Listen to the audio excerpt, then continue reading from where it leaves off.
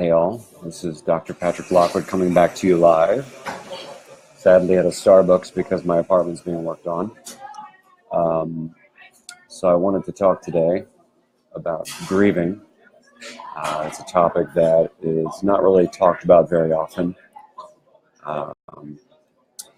As you all know, I had a dear friend who's struggling and on the way out, and I thought it'd be appropriate to kind of use this chance to talk to discuss, what it's like to grieve, what's the science about grieving says, things of that nature.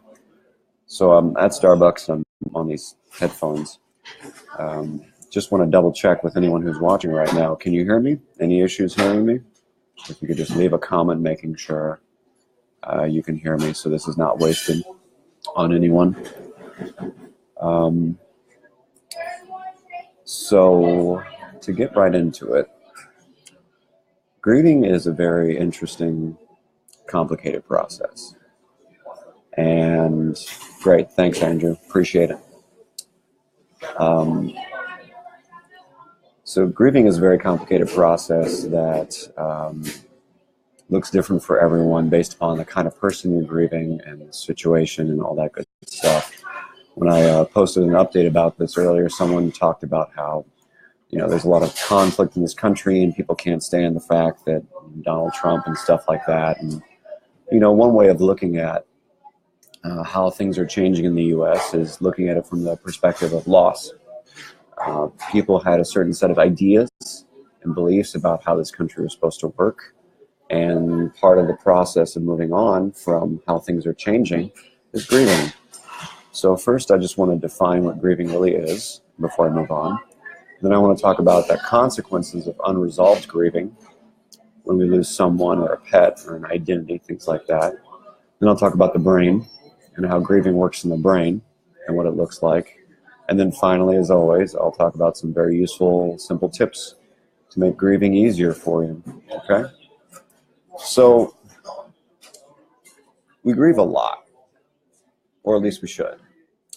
And things that we can grieve are lost relationships, like my friend and mentor who is on his way out, or pets, or we can lose careers, we can lose parts of our identity, like if we get injured and we're runners, no longer can we run anymore, so we lose an identity. And we can lose relationships, like if we break up or if we get a divorce, things like that. These are things that we commonly grieve. And like I was saying earlier about the United States, we have a cultural identity that's changing. And part of the process of moving on and changing from our once idealized way of being is grieving. So a real simple definition of grieving based upon the science of psychology, sociology, and grieving studies is a letting go of what was and what could be and developing a bond, a new relationship with the deceased individual or the lost identity, which can theoretically be useful for us. So grieving can happen while we're caring for someone who's dying, or it can happen after they're passed. So for instance, my friend, whom I love dearly, is not technically dead yet, but I'm in the process of grieving him right now. So we can grieve while someone is on their way out, we can grieve well before, we can grieve during their death, we can grieve after their death. And what the research generally shows is that grieving is varied in terms of what it looks like, how it sounds, what we do, based upon, what age we are, what culture we're from, if we have spiritual practices, what our habits and hobbies are, what our personality is like. All these things kind of affect how we grieve. And almost everyone grieves in a relatively unique way.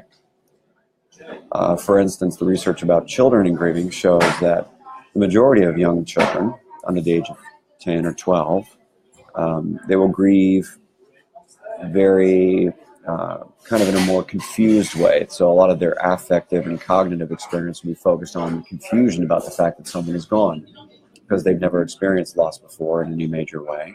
So if a young kid loses a pet or a family member, they will more than likely be more confused, and that will make them feel afraid and feel sad. And that will push them to seek out support from mom or dad or friends or sometimes just avoid it altogether because it's very confusing to them. Whereas older kids, adolescents, and young adults will more than likely be sad or kind of sublimate their sadness into anger and deal with it that way. One of the reasons that children are so confused and kind of experience more fear and confusion is because they have underdeveloped brain areas for relationships and for cognitive processing. So, the research shows that young kids get more confused and don't typically grieve like adults do simply because they lack concepts like impermanence, like things aren't permanent, and they lack the concept of irreversibility. And as we go through kind of Piaget's stages and grow up and brain grows, we understand irreversibility, that certain things just cannot change once they're done, once they have changed one direction or the other. Another thing that the research shows is that the intensity of grieving is related to the degree to which we're connected or attached to the individual or the circumstance or the identity. So, real personally for me, my mother's father, my maternal grandfather, I didn't know very well, but I had some attachment to. So when he died when I was 8 or 7, I didn't really get sad, but I cried because I was confused.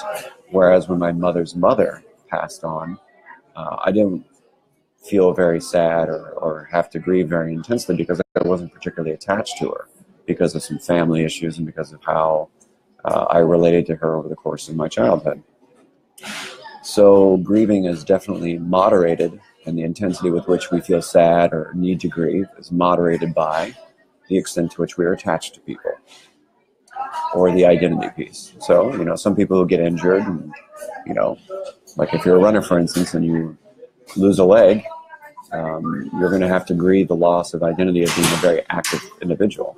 But if you're less active, less exercise driven, you might not have to grieve as sad about the loss of a leg. Kind of stuff. That's basic science. So there are different theories on grieving according to the science of psychology and sociology. And, the one that everyone knows is Elizabeth Kubler-Ross, who talks about the 5 stages of grieving for the person who's dying. And it wasn't about the outside world of the person who's dying. It was about the person who's actually dying who goes through these 5 stages: denial, anger, bargaining, depression, and acceptance, which are very fluid. Now, however, the research about her 5-stage model is kind of varied. Some people support it and say it makes a lot of sense. And some people's studies, I saw 5 or 6 that said that, it's not as linear as people make it seem, and it doesn't actually pan out for a lot of people. Some people are never angry. Some people are never in denial. Some people, just because of how into their emotional state are, they'll never really be in denial about the fact that the person's gone. So it's one model. The other model is a little bit more recently developed, kind of in the late 90s, early 2000s. And it focuses on 2 aspects of grieving. One is the denial-focused side of it, which is the not dealing with the experience of losing someone or this piece of your identity.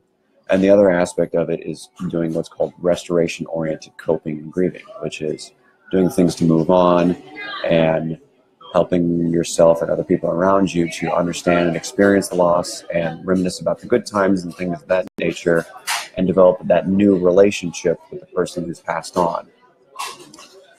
So those are the 2 predominant theories. So generally speaking, how we move through grieving depends upon what kind of peer support we have, family, friends, loved ones. Depends upon our culture, the context, whether or not the loss was sudden or we've known about it for a while, whether it was coming for a long time or not. So for instance, people with older relatives with Alzheimer's have been kind of used to the idea that their loved one's going to pass on soon because of the slow and steady cognitive decline that they watch. Another thing that the research shows plays a part in how we grieve is the level of conflict we have with the individual who's passing on. If we have a lot of conflict in that relationship or about that job, let's say we get fired, and it was kind of an up and down job. We didn't really enjoy it, but we also didn't hate it. Maybe we had a problem with our boss or whatever. If we have a lot of conflict, we're actually less likely to grieve in a more linear fashion. We're more likely to be in denial for a while, come back and feel bad, etc., etc. or maybe even stay in denial because we had such conflict with it. So that's the basic science of grieving real quick. So let's talk about uncomplicated versus complicated grieving. So in the psychology literature, they talk about two types of grieving, complicated or uncomplicated. So uncomplicated is technically normal grieving.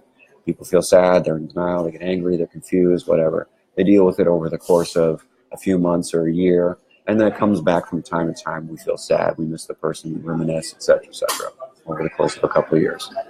Then the literature talks about something called complicated grieving.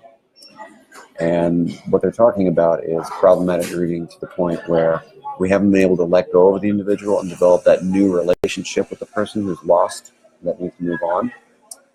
And it causes significant depressive symptoms. It causes significant acting out behavior, whether it's drug and alcohol use or sexuality or failing to thrive at work, or various number of things.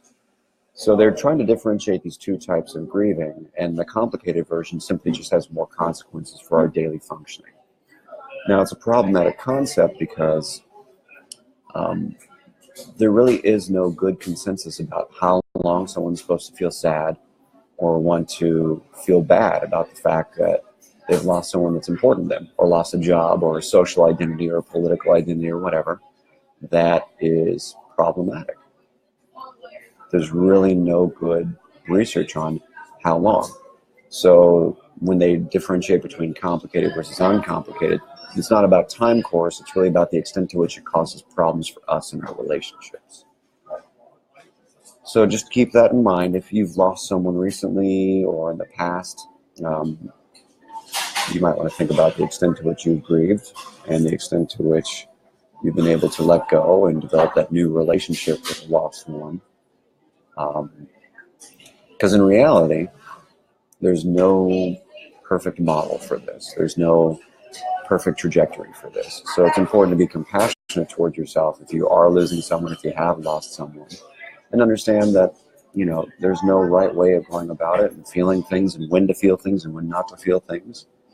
And that's just what it is. So if you are struggling, if you're having significant symptoms, if you're having, real hard time working, if you're having a real hard time maintaining your relationships or your physical care, self-care, whatever it is, it might be wise to speak to a professional about that, because they can help you with various coping skills, ways of seeing the grieving process, things like that. And because our grieving is related to our attachment style, our ability to be attached to someone, it's worth mentioning good old Sigmund Freud. In 1913, he wrote Mourning and Melancholia, talking about how unresolved grieving, i.e. loss of relationships with parents, attachment failures essentially, in the first 8 years of life, can leave a mark on our personality and leave a mark on our ability to feel close, to feel safe with people, be vulnerable, be transparent. And then John Bowlby in the 60s, 70s, and 80s also went through the same process of redefining things in terms of attachment theory, talking about how if we have attachment failures, whether it's parents leave us, we're badly neglected, someone dies, etc., and there's this emotional void because we no longer have that attachment figure, it leaves a mark on our ability to feel close to people, which typically looks like depression, which was Freud's theory and mourning and melancholia.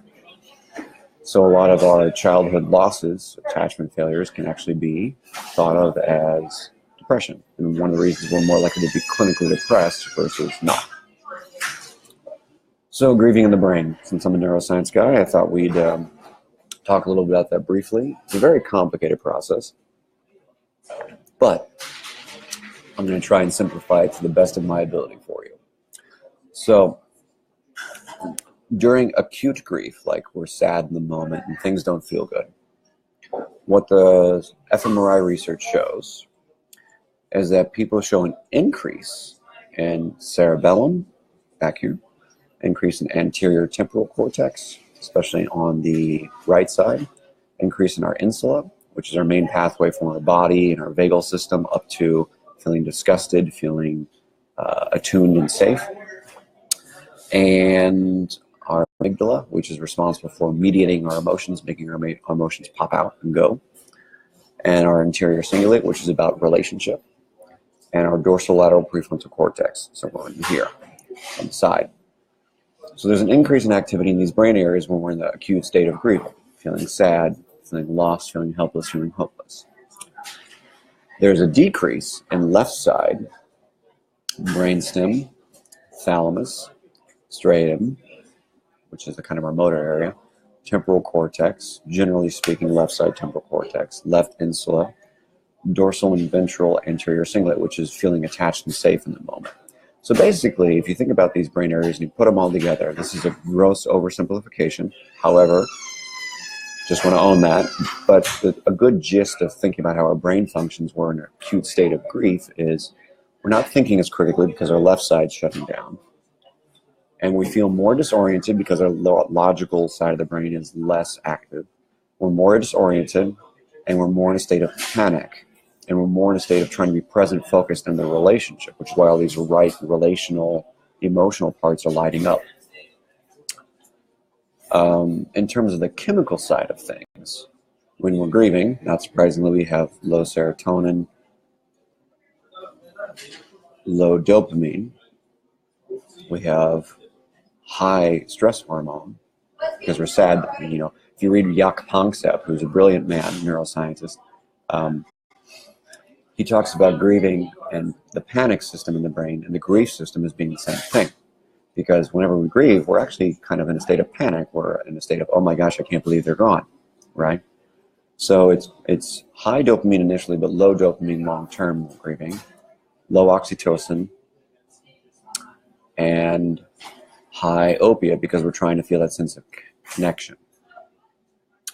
If we have long-standing grief, unresolved grief, we have high dopamine, which is to go out seek, because we want to go seek that relationship out, which we just lost. So that makes sense. So when we're in an active, acute state of grief, like right now I'm sad, high stress hormone, low dopamine, low opiate, and low oxytocin. These are all the connection, etc. chemicals. And once we do something to deal with our grief, those four chemicals switch positions. So stress hormone goes down, opiate system goes up, dopamine goes up, oxytocin goes up. So that's the chemical science side of grieving. So based upon the research, here are some real simple tips for how to grieve more appropriately, how to grieve more adaptively, sometimes even more quickly if need be. And just know there's no perfect trajectory. It's not perfectly linear. But these are some useful tools based upon the research. So first and foremost, music. Because, like I said earlier, with the chemical systems in the brain, the low opiate, low dopamine, low oxytocin, one of the ways that we connect with people, one of the ways that we think about relationships and aspects of self, etc., is through music. You know, sometimes when we date someone, we have our favorite song together. When we have friends, we have a song that makes us think of them, which is why when I posted the initial hey, I'm going live thing, I put a Clapton song there because it was kind of one of the songs that reminded me of my mentor, Man I'm Losing. So music actually helps us grieve, helps us authentically feel whatever we need to feel, not be in denial about it, etc., etc. All the research shows, not surprisingly, that use of mindfulness meditations helps very much with getting us more present focused, decreasing the cortisol, lowering the stress hormone, allowing us to be in our feelings so that we can sit with them and them not be bad things, so that we can move on to what's called restoration-oriented coping, which is simply allowing ourselves to do things to move on, develop a new relationship with the deceased, or whether it's pet or identity, doesn't matter. Once we lose someone, we have to develop a new way of seeing that individual or that piece of self or that pet or whatever. And that's restoration-oriented coping. It's moving on and doing things to restore what once was in a way that makes sense now that they're gone. Another tip from the research is just to find purpose in life. So when we get stuck in a sense of sadness and loss and grief and all that good stuff, it's easy to just kind of feel hopeless and stuck, like things aren't going to change and it's never going to be okay. And they actually recommend basically pushing yourself to do something that makes you feel like you have a sense of purpose, whether it's like working or volunteering, a new hobby, exercising, whatever it is. Another recommendation from the research is gaining a sense of closure prior to or after the death. Prior to is obviously best. So, for instance, I went to go see my mentor last weekend, which is why I wasn't able to go live, so that I could get some closure. Because it's easy to want to avoid when we see that we're about to lose someone. And the reality is, if we can do something to sit with the sadness of the moment, the finality of the fact that this person is leaving us, that means so much to us, it actually makes it easier to, generally speaking, move on once they're gone. Now, it's not a perfect science, but if we can do something to gain closure before they go, see them, tell them you love them, tell them they're important, what they've meant to you, it makes it a little easier, according to the research. Afterwards, there are relatively fewer tricks for that. You can go visit their gravestone. You can write them a letter and light it on fire. There are lots of rituals. I think if you were to talk to people like Bryn Murphy, whom I have great respect for, or Andrew Holt, I think they would have some really cool ways of talking about grieving. And you might be able to pick their brain about that. But as a therapist and all that stuff, the writing a letter thing is a big deal. And burning and rituals and things of that nature help. Another tip from the research about how to grieve is to do our best to find a sense of control. So again, when we are in an acute state of loss or grief, we have that cortisol running through our body, which makes us feel helpless. Because the panic and grief system, according to Panksepp, is mediated by cortisol, dopamine, and low oxytocin and low opiates. So we don't feel very safe, we don't feel very in control. Therefore, if we do one of our rituals that helped us feel good, this is why for those of you who are spiritually inclined, meditation and prayer are great. Even if you're not religious, there's something very kind of control-oriented about praying or meditating. We have a sense of control over our breathing and our sense of peace of mind at that point. So that's the last kind of research-based tip. Overall, the goal, once we've lost someone or if we're in the process of losing someone, in order to grieve appropriately, is to do our best to make sense of things, to go from our right side emotional process over to our left side making sense process and help them work together, integrate the emotional with the cognitive.